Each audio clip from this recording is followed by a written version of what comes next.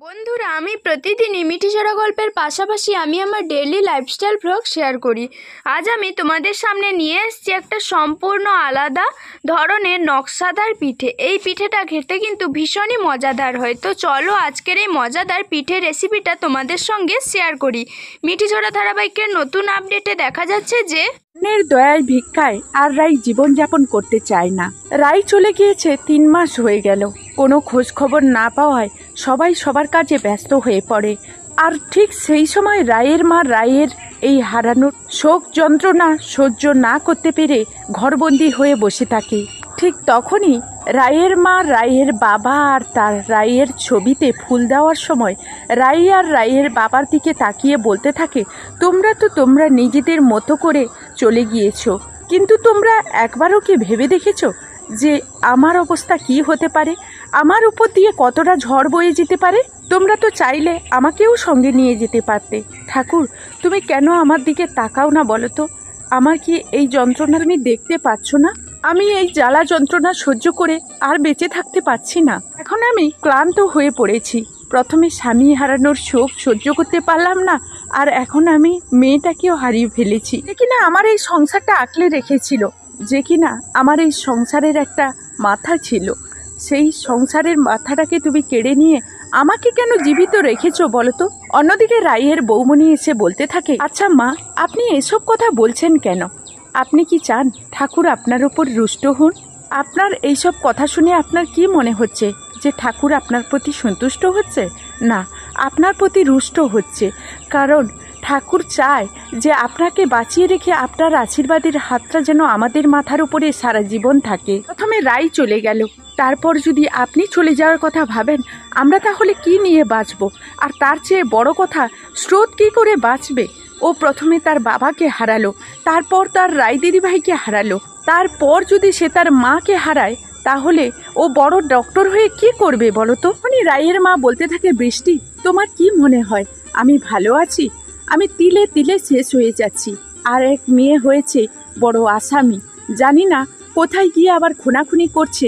আমি বেঁচে থাকতে থাকতে এটা যদি দেখে যেতে পারতাম যে ওর শাস্তি হয়েছে, অন্তত মরার আগে এটুকু দেখে গিয়ে আমি মরে শান্তি পেতাম। আর বড় মেয়ের সঙ্গে যে এরকম সাংঘাতিক ঘটনাটা ঘটিয়েছে, অন্তত সে যেন সুষ্ঠু বিচারটা পেয়েছে। অন্যদিকে রাইকে অঞ্জনদের বাড়ির সবাই আশ্রিতা বলে যা নয় তা বলে বলতে থাকে, আর বলতে থাকে, আশ্রিতা বলে তো অনেক দিন এই বাড়িতে কেটে গেল, এবার নিজের জোগাড় যন্ত্র করে এই বাড়ি থেকে মানে বিদায় হও।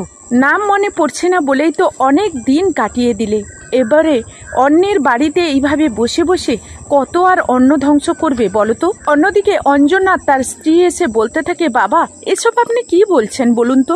তখনই রাই বলতে থাকে, না না দাদা ভাই, উনি ঠিক বলছেন, কারণ উনি তো আমার গুরুজন, উনি আমার ভালোর কথা ভেবেই কিন্তু এসব কথা বলছে। আর কতদিন বা অন্যের বাড়িতে থেকে অন্ন ধ্বংস করব বলুন তো? আপনারা সবাই আমাকে সুস্থ করে তুলেছেন, তার কিছুদিনের মধ্যে আমাকে এই বাড়ি ছেড়ে চলে যাওয়া উচিত ছিল, কিন্তু আপনারা এমন করে আমাকে বললেন। তখনই অঞ্জনের বাবা বলতে থাকে, এত নেকা আমি সহ্য করতে পারছি না। এমনভাবে আমার ছেলে বলল যেটা তুমি আর কথাটা ফেলতে পারলে না। এমন নেকা আমি অনেক দেখেছি, তাই এত নেকামো আমি সহ্য করতে পারছি না। তাই তুমি যত তাড়াতাড়ি সম্ভব নিজের ব্যবস্থা করে এখান থেকে তুমি চলে যাও, কারণ পাড়া প্রতিবেশী থেকে শুরু করে সবাই আমাদের দিকে আঙুল তুলছে, তাই আমাদেরকে প্রশ্নের মুখে বিধ্বস্ত করে তুলছে যে তোমার মতো একটা মেয়েকে আমরা কেন এতদিন ধরে বাড়িতে বসিয়ে রেখেছি, আমাদের সঙ্গে আমাদের সম্পর্কটা কি?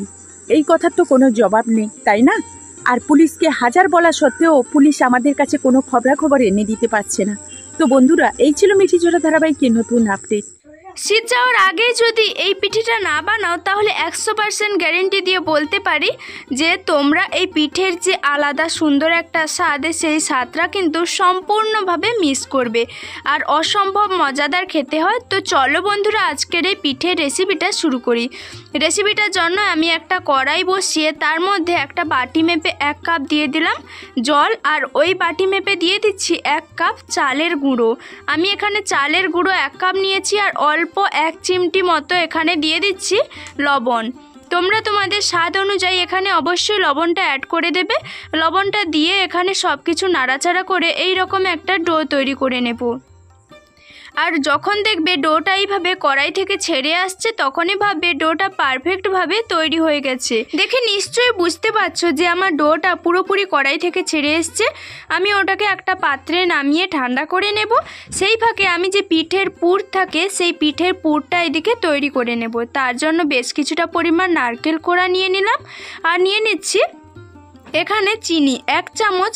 আমি এখানে চিনি দিলাম আর সুন্দর স্বাদের জন্য 1 চামচ দিয়ে দিচ্ছি গুঁড়ো দুধ। তোমরা এখানে গুঁড়ো চিনিও ব্যবহার করতে পারো, তবে আমি এখানে গোটা চিনি 1 চামচ দিয়ে দিলাম। এখন চিনি আর গুঁড়ো দুধটা দিয়ে নারকেলটাকে খুব ভালোভাবে একসঙ্গে মিশিয়ে নেব। এইভাবে নারকেলের পুর তৈরি করলে কিন্তু ভীষণই ভালো লাগে। এইদিকে আমার পুরটা দেখো তৈরি হয়ে গেছে আর আমার কিন্তু ডোটাও পুরোপুরিভাবে ঠান্ডা হয়ে গেছে। আর এইভাবে ভালোভাবে মেখে আমি এরকম একটা সফট ডো তৈরি করে নিয়েছি। এখান থেকে এখন আমি লিচি কেটে নেব। এইরকমভাবে প্রথমে দুটো ভাগ করে নিয়েছি। আমি এখানে দুটো ডো নিয়েছি। একটা ডো থেকে অল্প পরিমাণ লিচি কেটে লিচিটাকে একটু লম্বা করে বেলে নিচ্ছি। এইভাবে লম্বা করে বেলে নিচ্ছি, যতটা সম্ভব লম্বা করতে হবে আর অতিরিক্ত পাতলা করা যাবে না। এইভাবে লম্বা করে নিচ্ছি আর লম্বা করে এখন বেলা হয়ে গেছে। এর মধ্যে আমি যে নারকেলের পুরটা তৈরি করে রেখেছিলাম সেই পুরটা এখন দিয়ে দিচ্ছি। পুরটা দিয়ে খুব ভালোভাবে মুখটা বন্ধ করে দিচ্ছি আর খেয়াল রাখতে হবে যাতে মুখটা না খুলে যায়, কারণ এগুলোকে তেলের মধ্যে ভাজা হবে। তাই আমি প্রথমে খুব ভালোভাবে মুখগুলোকে বন্ধ করে দিচ্ছি। এইভাবে আমি একটা পিঠে তৈরি করে নিয়েছি আর এইরকমভাবে সাদা পিঠেগুলো এক সাইডে তৈরি করে রেখে দেব। আর যে আমি দুটো ডো নিয়েছিলাম, সাদা পিঠেগুলো বানিয়ে এক সাইডে সরিয়ে রেখে দিয়েছি। আর কিছুটা পরিমাণ ডো নিয়ে আর একটা ডো নিয়ে তার মধ্যে কিছুটা পরিমাণ ফুড কালার মিশিয়ে দিচ্ছি। ফুড কালার মিশিয়ে খুব ভালোভাবে মিশিয়ে নেওয়ার পর ওখান থেকে কিছুটা পরিমাণ লিচি কেটে হাতের মধ্যে গোল করে আগের মতোই লম্বা করে বেলে নিচ্ছি। এইভাবে লম্বা করে বেলে নিতে হবে। এখন আমি আবারও এর মধ্যে নারকেলের পুরটা দিয়ে দিলাম। নারকেলের পুরটা দিয়ে আবারও খুব ভালোভাবে মুখটা বন্ধ করে দেব।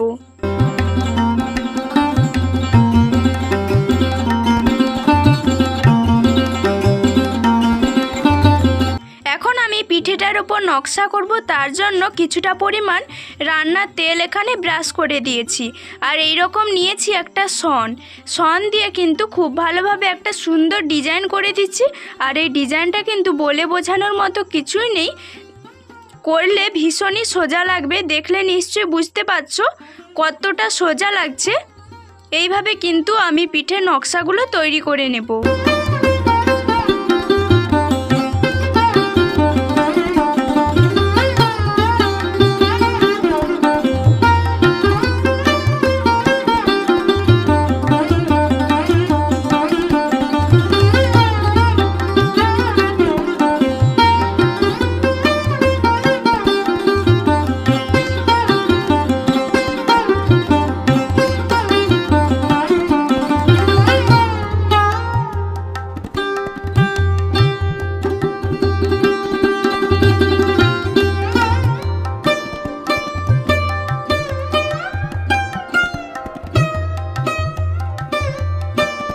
এইভাবে আমি সন দিয়ে সুন্দর একটা ডিজাইন করে নিয়েছি আর একটা পিঠে আমার তৈরি হয়ে গেছে। এই পিঠেটাকে এখন এক সাইডে সরিয়ে একটা পাত্রে রেখে দেব।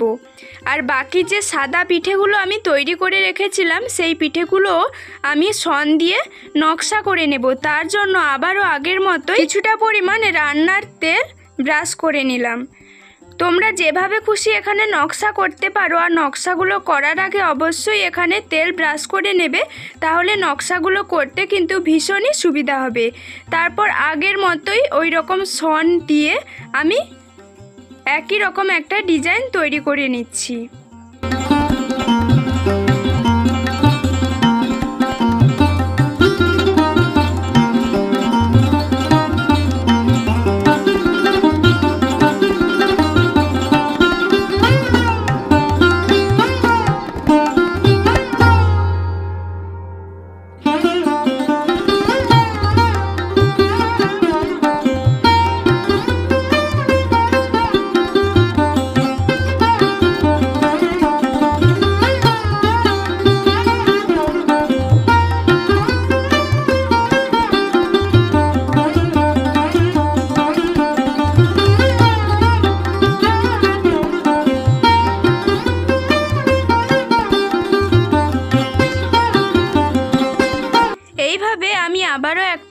নকশা করে নিয়েছি। আর এইরকমভাবে আমি সবগুলো পিঠেই কিন্তু তৈরি করে নেব। আর এখন দেখো আমার এখানে সবগুলো পিঠে তৈরি করা হয়ে গেছে।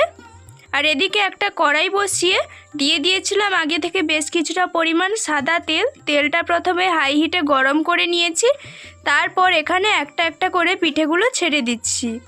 অবশ্যই প্রথমে তেলটা হাই হিটে গরম করে নেওয়ার পর অবশ্যই আঁচটা লো করে দিতে হবে, আর পিঠেগুলো দিয়ে এগুলোকে ভেজে নিতে হবে।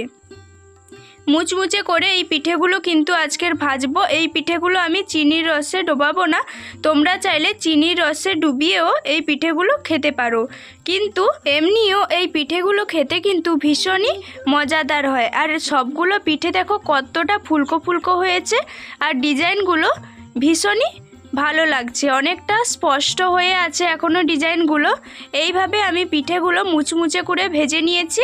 এখন এগুলোকে তেল ঝরিয়ে একটা পাত্রের মধ্যে তুলে নিলাম। আর পিঠেগুলো দেখো এখন আমি তোমাদের একটা পিঠে ভেঙে দেখাচ্ছি। পিঠেগুলোর ভেতরে একদম পুর ভর্তি, আর বাইরেটা কিন্তু ভীষণই মুচমুচে, আর পিঠেগুলো এখন ভীষণই গরম আছে। তো বন্ধুরা, তোমরা যদি আমার এই ভিডিওটা ফেসবুক পেজ থেকে দেখো অবশ্যই পুতুল ফ্যামিলির পেজটাকে ফলো করে লাইক কমেন্ট করে পাশে থাকবে। আজকের ভিডিওটা এই পর্যন্ত, এখনকার মতো বিদায় নিচ্ছি। সবাই ভালো থাকবে।